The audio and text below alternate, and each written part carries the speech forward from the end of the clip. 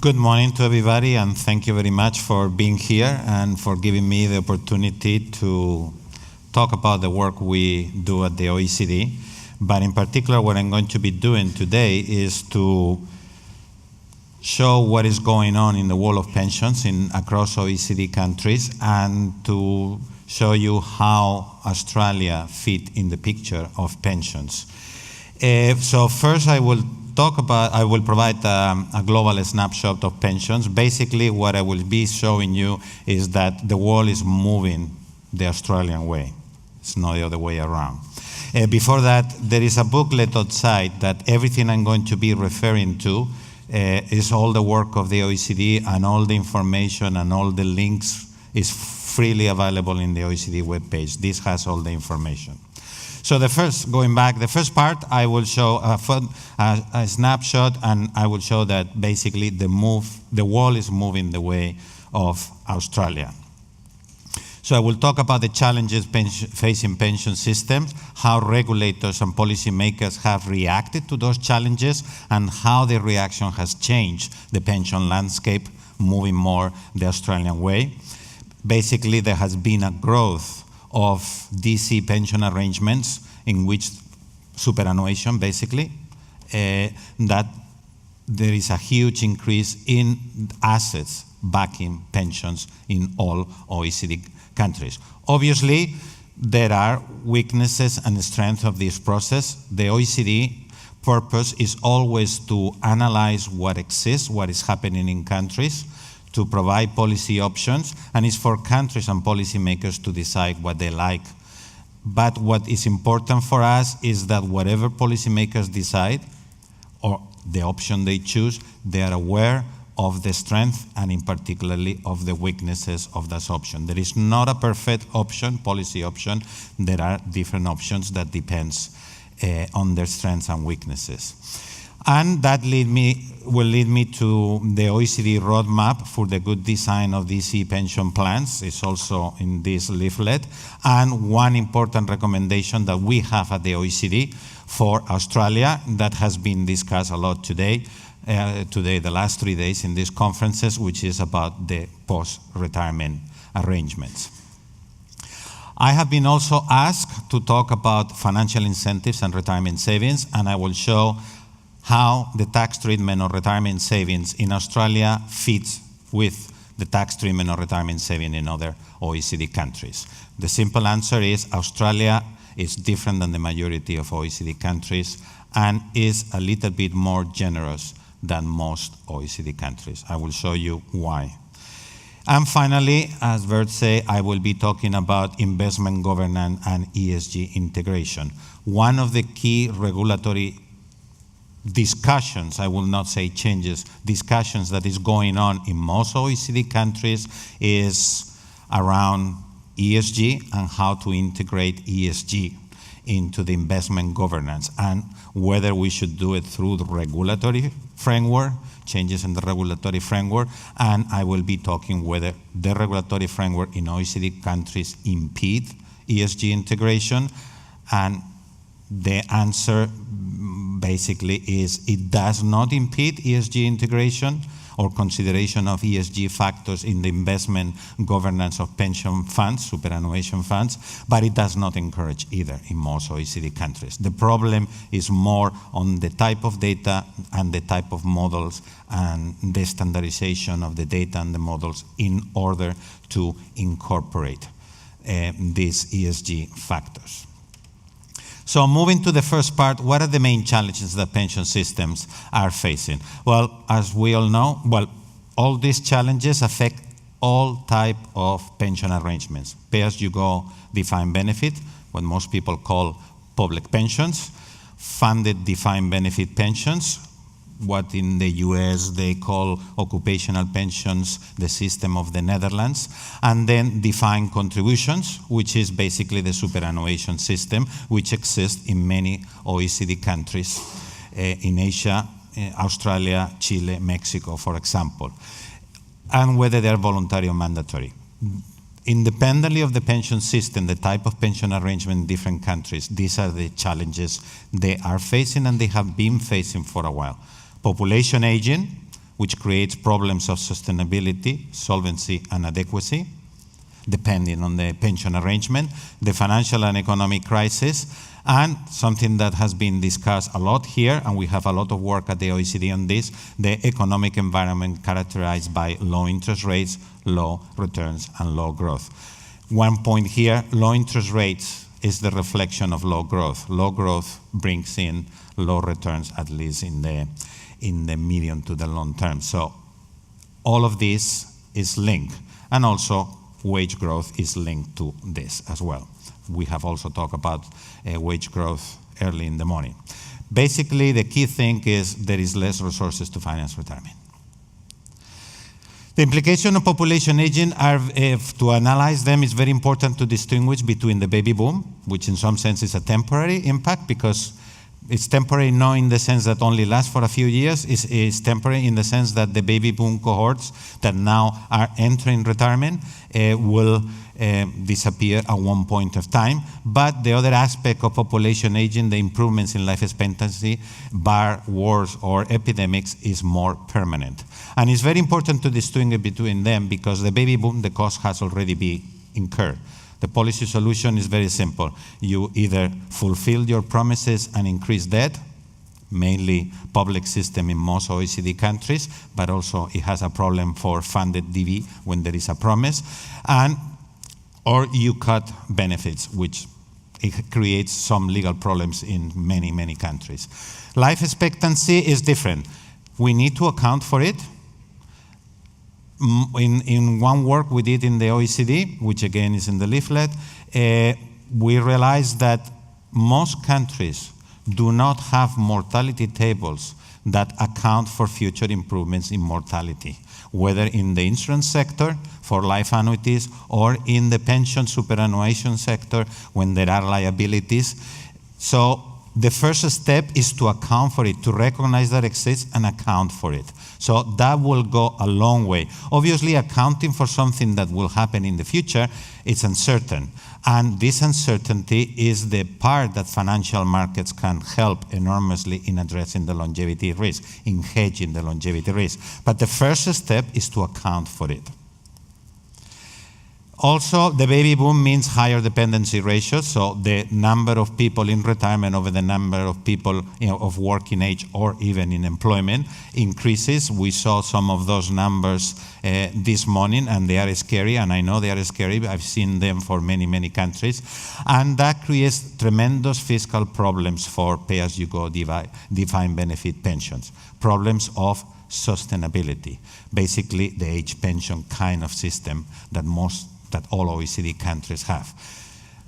Obviously, an increase in life expectancy, if the retirement age doesn't change, it means that you will have to finance more years of retirement relative to the years you have been saving for retirement. This is very important for funded pension systems because you will have the same amount of assets in the best case scenario, if the low growth, low return were not going to exist, to finance more years on retirement. So on a yearly basis, you're going to have less retirement income. That creates solvency problems, but it creates for superannuation type of pension arrangements adequacy problems because people will have less money with the same amount of assets accumulated. If on top of that we add the economic environment and low interest rates, low growth, and what we are doing basically is compounding the problem. There is going to be less resources to finance retirement if anything else doesn't change. It's a very sad message, a very negative message, but this is what is going on, and this is the challenges that different type of pension arrangements have been facing in all OECD countries. Public pensions, like the age pension, or superannuation systems, like DC systems. Obviously, we have policy proposals to address some of those problems, and the work is there, but for funded DB and insurance companies providing promises, annuities, and as the discussion during these 3 days on annuities, I have heard many people, well, annuities are not competitive, they're a bad deal because low interest rates. Low interest rates affects everything, and it makes things really complicated to save for retirement. Obviously, it creates a very serious problem on the annuity world, but for those annuities that are already in the books, annuities going forward. No. Of course, on the other side of the coin, it creates problem for the individual because low discount rates means that they are going to get less money from the same amount of assets. So every policymaker, every country has been changing their pension system. And from the point of view of the OECD, pension system has evolving more towards systems like Australia or the US, in which you have a more diversified and balanced. Obviously, that comes more for the changes that has occurred in European countries.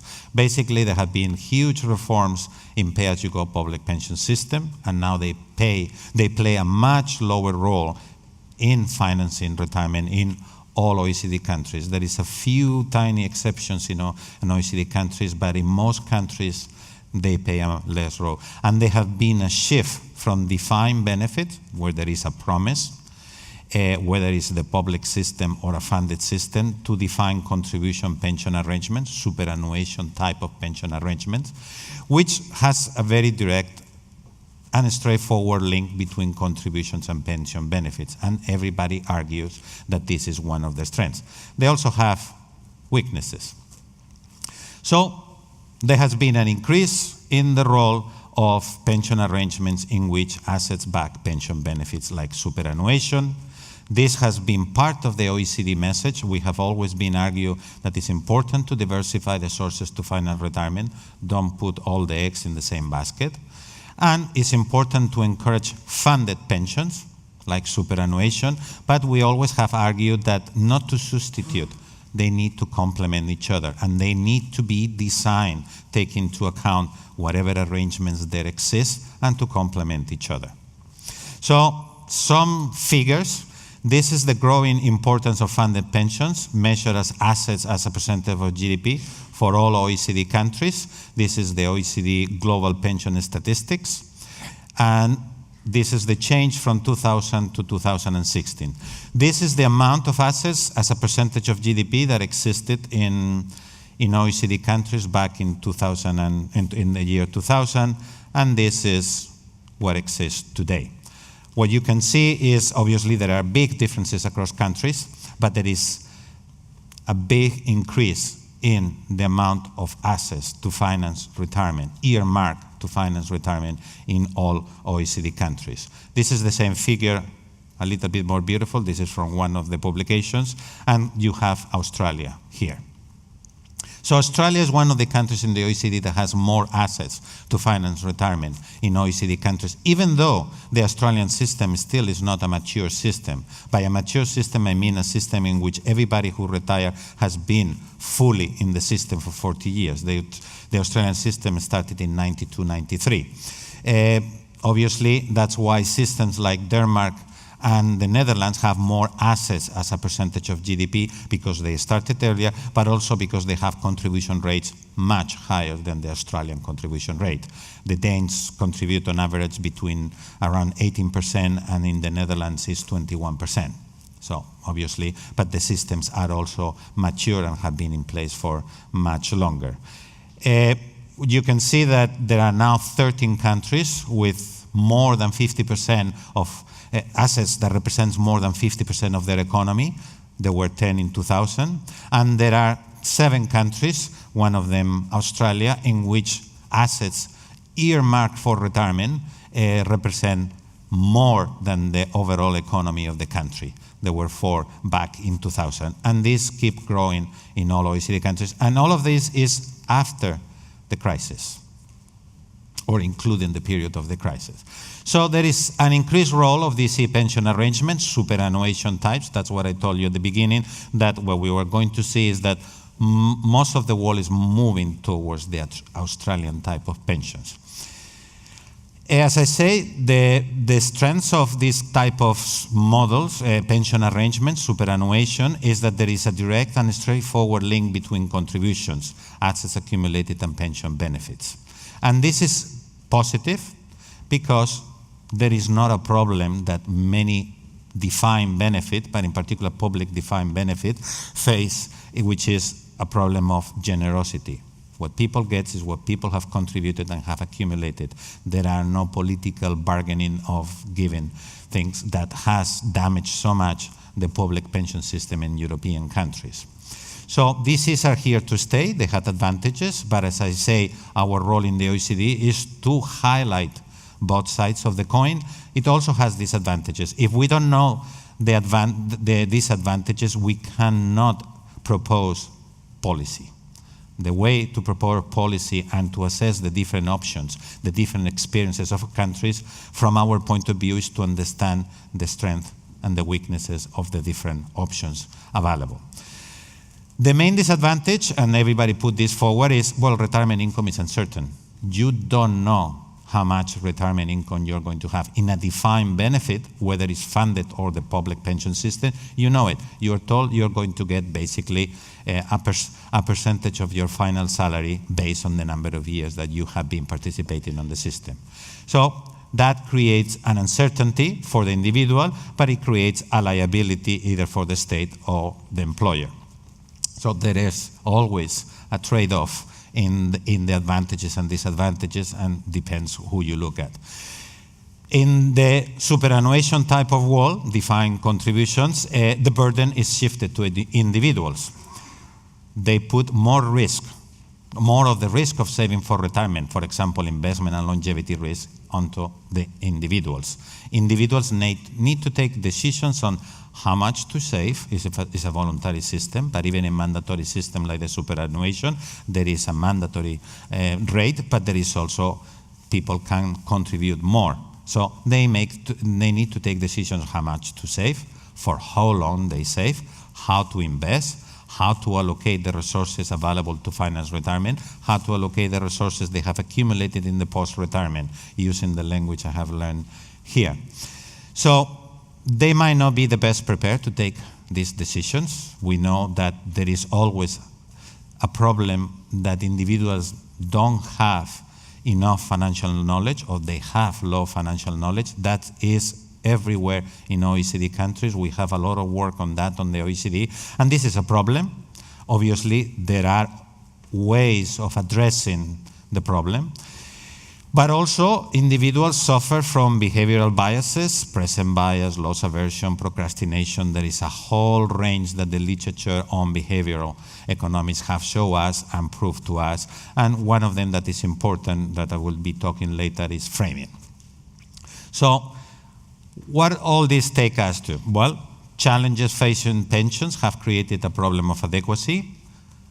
Current contribution level and contribution periods might not bring about high retirement income as is expected, or the level of retirement income that people is expected. This has led, at the moment, is leading in many OECD countries to a very serious policy discussion on scratching systems like the superannuation.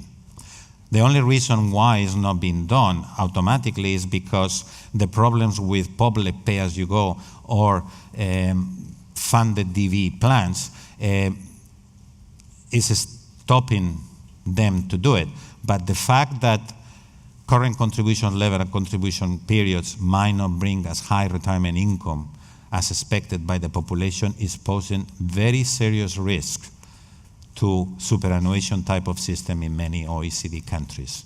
I have noticed, for my delight, that this is not a problem that exists here in Australia, but it exists in many OECD jurisdictions. And the question is then, given all these problems, aging, environment of low growth, low returns, low financial knowledge, and behavioral biases, what can we do? We have an answer of how we believe that pensions, like superannuation systems, can deliver income which is up to people's expectation, because at the end of the day, this is one of the key problems. People want to have or expect to have a retirement income that will put them at a certain level as close as possible to their standard of living before retirement. And these are expectations, and we have to have policies and options for systems to be able to deliver this. All of this is in the OECD roadmap for the good design of DC pension plan. In the leaflet, there is the link. Obviously, I cannot go through that because I will stay here for an hour or 2 hours. I will be happy, but probably you will not. But there are certain issues that the roadmap highlights that, from our point of view, are important. Obviously, it's important to contribute more and for longer. That's easy to say. I know in Australia there is a goal of that the contribution rate will increase to 12% by sometime in the 2020s. But the key thing is how. There are many questions. Many countries ask, how can we argue for higher contributions when people's wages are not growing? That will reduce the disposable income and it will have macroeconomic consequences. We have some solutions. There are ideas out there. Some of them come from the US, a little bit adapted to the reality of different countries, but basically is to link the increase in contribution rates to increase in wages. It's easy to say it, but there are some technical problems there that I don't have time, but if anybody is interested, I'm happy to discuss. The whole issue of compulsion versus voluntary, the UK is a country that has been discussing that. Ireland is also discussing about that, with the idea of auto-enrollment, but not only the UK, well, the UK has implemented. It's in the process of finalizing the implementation, but there are other countries that are introducing. And one idea that has been put forward, I have heard a lot about the gig economy. Gig economy is basically, in the jargon of the OECD labor economists, is self-employed. And the self-employed don't participate in superannuation type of systems in most OECD countries because it's not compulsory. In most, well, basically in all OECD countries, self-employed do not have the obligation to participate in the superannuation type of pension system. They don't even have the obligation to participate in public pension systems. So one solution is to make them. Obviously, it's not that simple, and in particular in systems like Australia, because it's the employer who has to pay the contribution rate. But there is a lot to discuss there. I will be talking about how to improve the functioning of financial incentives, the whole issue of designing defaults, as well as nudging. The OECD is for defaults. Obviously, there are arguments for compulsion or being voluntary, but we are for defaults, and I'm happy to discuss why. Tackling the cost of running private pension system, we are also working on that. It's a very important issue on the good design of pension plans in the roadmap, and is one of the arguments put forward in many countries to be against superannuation type of pension systems. I haven't heard that argument put forward here, so I don't know if it's an important issue, but in many countries it is, and in the UK they are even having now a commission looking into that. Need to improve the accumulation phase, but also the post-retirement, what we call the retirement phase of DC plans, the post-retirement in superannuation. The key message for us, for Australia, is the following. I will be happy to argue about it. The roadmap argues for encouraging annuitization as a protection against longevity risk. Bear with me. We don't argue that it should be just an annuity.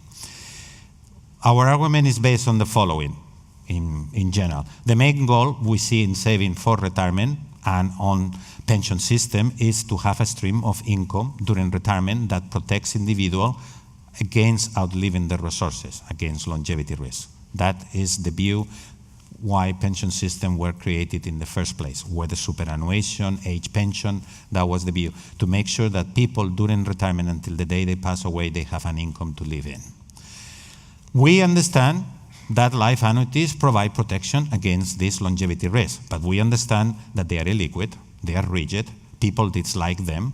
Obviously, there is an issue of framing. Are annuities investment products? Everybody looks at an annuity more as an investment product. As an investment product, an annuity is probably the worst product that exists in the market.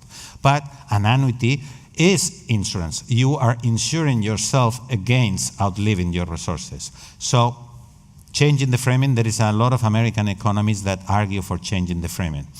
There is also a very big problem when studies in many countries, and we have a report on the different type of annuity products and the guarantees that exist in OECD countries and how to address the problems with them. Individuals want a lot of options in their annuity products. And as a result, there are many types of annuity products with different types of guarantees in many jurisdictions. The problem is individuals also want annuities that give them the higher income per premium. And that is a dichotomy because the more guarantees or the more features you have in the product, the more expensive it is. And the more complicated it becomes for providers to manage those risks, and the more the regulator will step in. So we understand that life annuities are very, very problematic. And we understand that what we call, well, the British call drawdown programs, or the countries call program withdrawals, what you call here account-based pensions, provide flexibility and liquidity. And this is a good thing. It allows people to manage their finances in the way that is more appropriate for them. But they lack protection from longevity risk. As I say, every option has its pros and cons. So the OECD argument is, why not combining them? Why not offering a product or an arrangement in which you have an account-based pension with a deferred annuity that you buy at retirement that start paying at 85. From our point of view, this strikes a balance between flexibility and liquidity and individual planning that is provided by the account-based pension, but also you get protection from longevity risk, but the tail risk, the real important one. Not the one, because the probability that somebody at 65 will live until 80 is extremely high. It's the tail risk that is important that might create very serious problem. And again, as I say, we don't argue that this should be compulsory. This should be a default. So all of those who want to choose something different, they can do it. A default doesn't prevent choice. What a default does is for all of those who don't want to make a choice or feel they are unable to make a choice, at least they are defaulted into a product that will provide them both flexibility, liquidity, and protection from longevity risk. Happy to discuss later. The next thing that comes from the roadmap, apart from the recommendation, as I say, I was going to show how the tax treatment of retirement savings in Australia compares with the tax treatment of retirement saving in all OECD countries. We have a monograph that will be published. What we have been doing is we have done a stock-taking exercise of the tax treatment of retirement saving across all OECD countries and across all the different type of retirement products that exist in every single country. It is all available in the OECD webpage, and you have in the leaflet the link. It's freely available. You just download it, you can compare. We have looked at whether the tax treatment provides an advantage for individuals, because that's the purpose of the tax treatment, to make sure that individuals participate and contribute. But obviously, that has a cost, so we also have looked at the cost to the Treasury, the impact on participation and higher savings, and we are now assessing and discussing at the Working Party on Private Pensions, which is a forum, and the OECD provides a forum for policymakers, regulators, to meet and share experiences. And in the one I'm heading, normally is the Treasury and the insurance and pension regulator that sit. In the case of Australia is APRA and the Treasury that sits there. So we'll be discussing about the use of matching contributions, cost efficiency, and other issues. And I'm very happy to pass on the reports that will come up. So this is how the world looks with respect to the tax treatment of retirement saving. Most of the world is EET. What does EET mean? The E means exempt from taxation, the T means tax. The first letter represents whether contributions are exempt or taxed. The second represents whether the returns on investment are exempt or taxed. The third letter represents whether the withdrawals, the benefits, are taxed or exempt. In most countries, contribution to superannuation and returns on superannuation are exempt from taxation. Benefits are taxed. Once people retire, the benefits are taxed. Australia is different. It's tax, exempt. There is nothing wrong. There is not economic theory that says one is better and the other one is worse. Here we're just showing what is happening or the way the retirement savings are treated by the tax code in all OECD countries. The question is, well, I will go through quickly. There is many other ways of introducing financial incentive in many countries. There are subsidies, there is matching contributions and all of that. We also look at the issue of lump sums and all of that.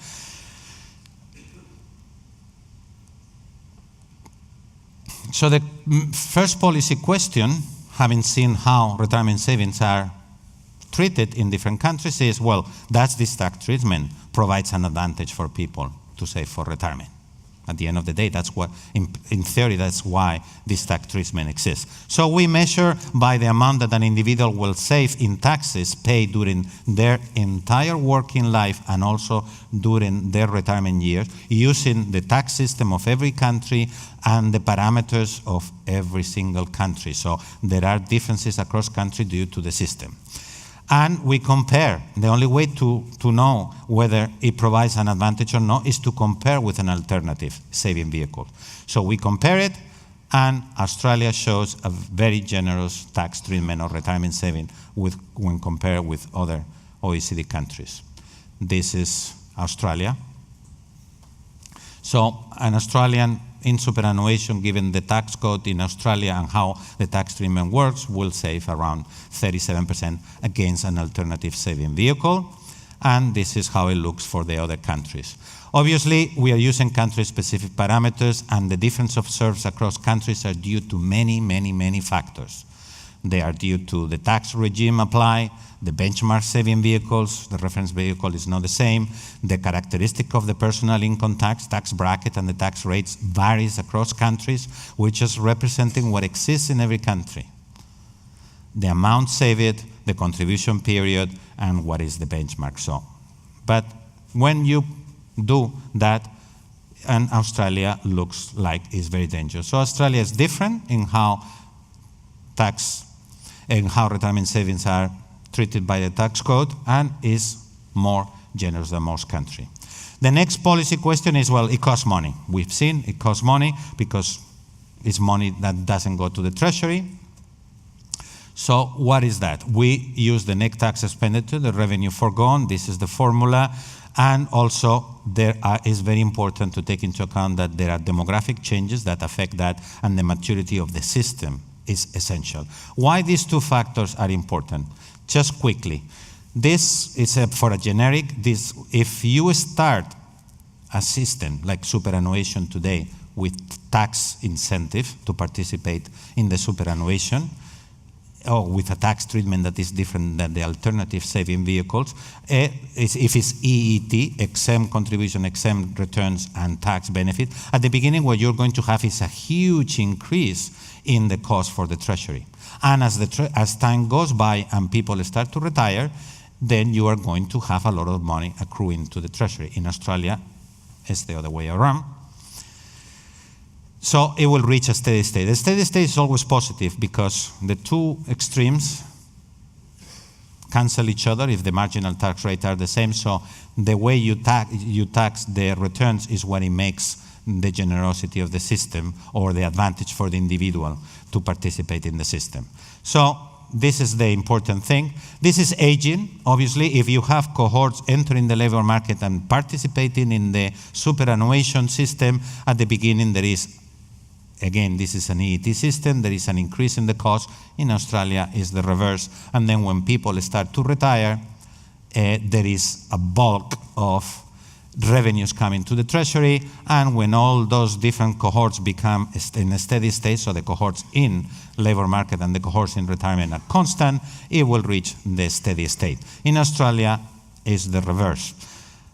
This is important because we have done that for 10 countries. Some are maturing, some are not, and some have baby boom, some have a baby boom that is already retiring, and others don't. And when we plot this, we have this picture for a few of them, but we have Australia and we have Denmark. Denmark is a system like Australia. It's a superannuation type of pension system with a age pension that interacts with it. The only difference of Denmark, generally speaking, obviously I'm generalizing, with the superannuation system in Australia, is that the entire superannuation system in Denmark is run by insurance companies, and the regulatory framework is therefore subject to Solvency II. That's the only difference in general. But here you can see the purple line that Denmark is going to have a reduction in the cost. Why? Because it's a very mature system and the aging is happening, basically. And that's why that was important. And it's an EET system, contribution returns. So now they are starting to get all the tax that they forgone before because people are starting to withdraw. Australia, the problem with Australia is that this is the other type of system. So when the baby boom and the maturing of the system happens, there is going to be an increase because it's the tax is given afterwards, but also because the rules of the system are changing. So there will be higher contributions.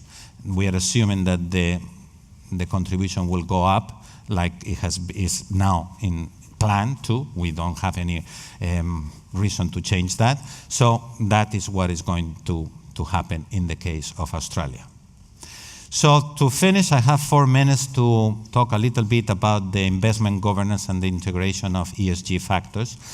Basically, we all know about the French presidency of the COP21. They ask us, the OECD, to look into whether the fiduciary rule that exists in the regulatory framework of all OECD countries with respect to superannuation type of pension funds, insurance companies, prevents those asset managers and insurance companies and superannuation type of funds to consider ESG factors when they do their investment decisions. So we look into that.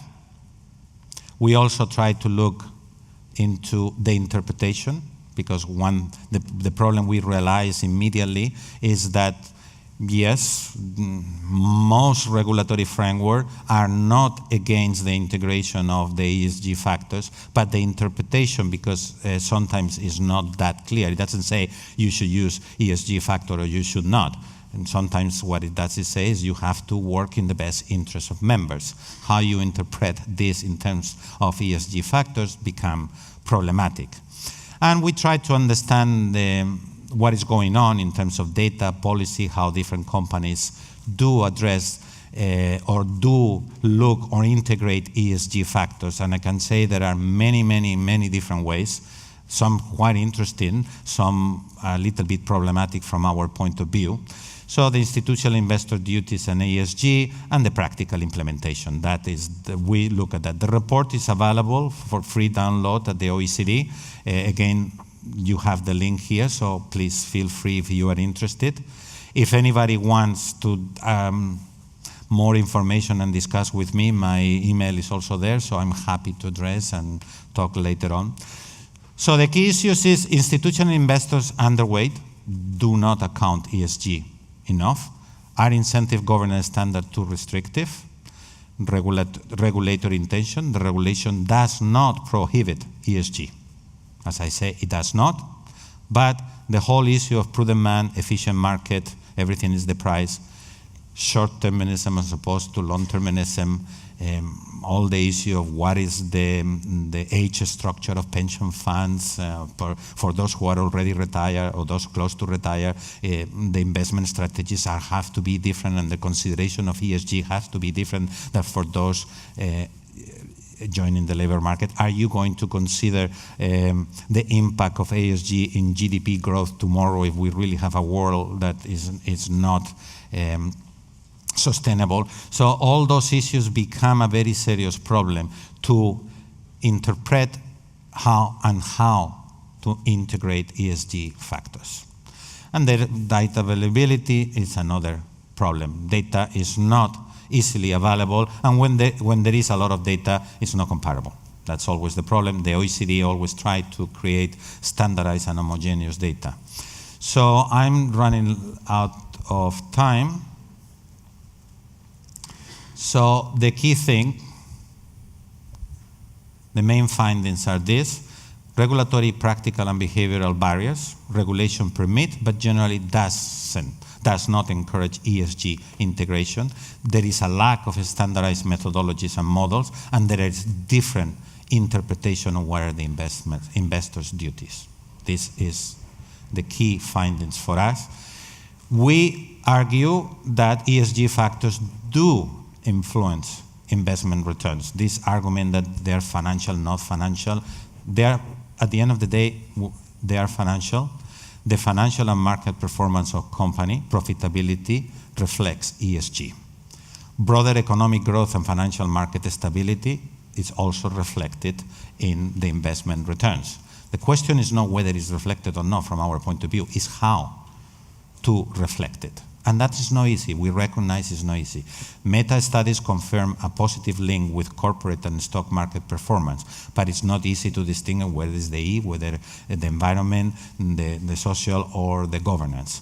An environmental factor might become a very important performance drivers. There was a session yesterday or 2 days ago about the stranded assets and the transition risk. These are very, very serious issues, and one needs to look at them. So all of that means that ESG factors do influence investment returns. So these are the main barriers. There are practical barriers also: implementation, cost, standardized data, competing priorities, investment. So regulatory obstacles, penalties for illiquid assets, investing in forestry through any valuation, short-termism, I already referred to it. Incentive to move away from equities. There are also the techniques, the bar, the LDI, all of that creates problems. And the issue of non-financial, the fact that externalities are not priced. So regulatory, practical, and behavioral barriers exist to ESG integration. More clarity on the relationship between prudential regulation and ESG integration is needed. Models and methodologies to establish financial nature of ESG are essential. Transparency on activity of institutional investors. So this is the last slide.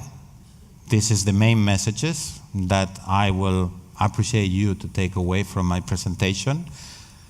So policy responses to the challenges facing pension system, aging, low growth, low returns, have led to a changing pension landscape. Most countries are moving the way of the superannuation system that you have in Australia, together with the age pension. There is more and more assets earmarked to finance retirement in all OECD countries. Obviously, there are room and there is a need for improvements. We have some policy options on the table. One of them, in the case of Australia, is to combine an account-based pension with a deferred life annuity, both at the time of retirement, but that will start to pay sometime 80, 85, depends on the mortality tables and life expectancy. On the tax treatment of retirement savings, Australia is different than most countries, and it provides large advantages for individuals, and it has a large fiscal cost when compared with other countries. There are regulatory, practical, and behavioral barriers to ESG integration, and from our point of view, there is a strong need for models and methodologies, standard and harmonized models and methodologies to establish the financial nature of ESG risks at the level of long-term and short-term. Thank you very much.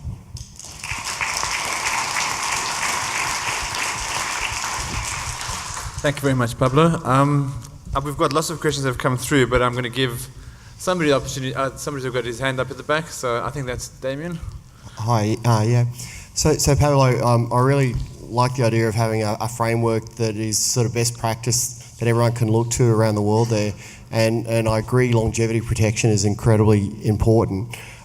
You talked about purchasing a deferred annuity. I think that's the right sort of cash flow. But in terms of a better way to do it would seem to be risk pooling. So if you put risk aside and like balance type risk and share the return risk in the mortality credits, it seems like you should be able to put about half as much aside as you would with a deferred annuity, which has got to make it far more attractive. So I guess to me that would, is that something that you guys have looked at? We are now discussing a project on, we are analyzing the different approaches to pool longevity risk and to address longevity risk. And of course, yes, what you are talking about, superannuation funds could create a pool that address the longevity risk later on, like a deferred life annuity. When I say about a deferred life annuity, I'm not talking about we should be insurance companies providing this type of thing. There are many options, and we are looking at all of them and analyzing them from the point of view of managing the risk, because in the sense of superannuation funds providing that, there is an issue of how capital requirements should be established in order to manage the risk. But if you pool in that way, there are examples that you don't need to do that. So we are looking into all those things and assessing them, and obviously I will come here one day to put on the table all those options with their advantages and disadvantages. But yes, there are many ways, and they are very interesting.